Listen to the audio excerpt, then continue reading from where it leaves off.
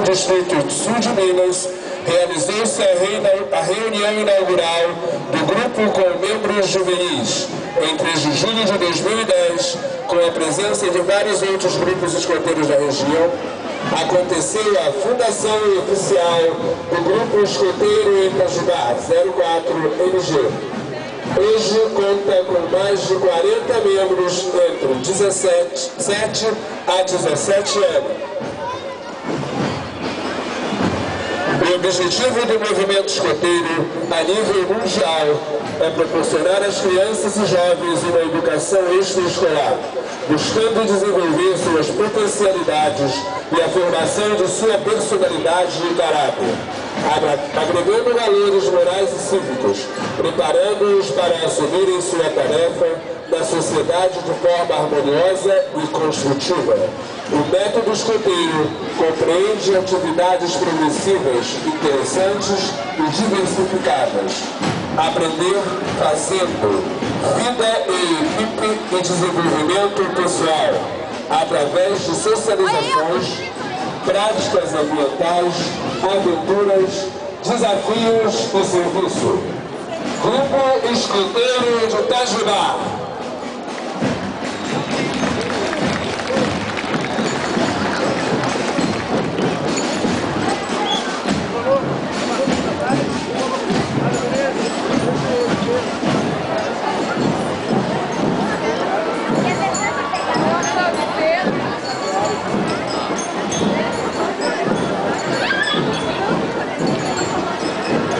Em seguida, a fanfarra da Escola Municipal Xavier Lisboa.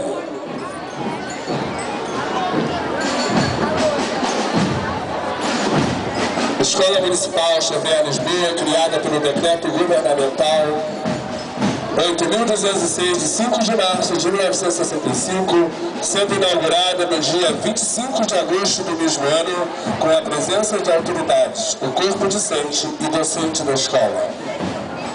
Inicialmente, localizada na Rua Oswaldo Cruz, número 665, bairro Varginha, hoje conta com novas e modernas instalações, a Rua Doutor Ivo Martins de Menezes, número 130, também no bairro da Varginha. O novo prédio foi construído dentro dos padrões de segurança e acessibilidade para atender às exigências de portadores de necessidades especiais e as normas técnicas para armazenamento de materiais e alimentos. A escola foi municipalizada em 14 de janeiro de 98 pela Lei Municipal 2172. Desde então, é mantida pela Secretaria Municipal de Educação de Itajubá, que atende às necessidades de manutenção material e de pessoal, tanto no quadro de magistério como no quadro administrativo.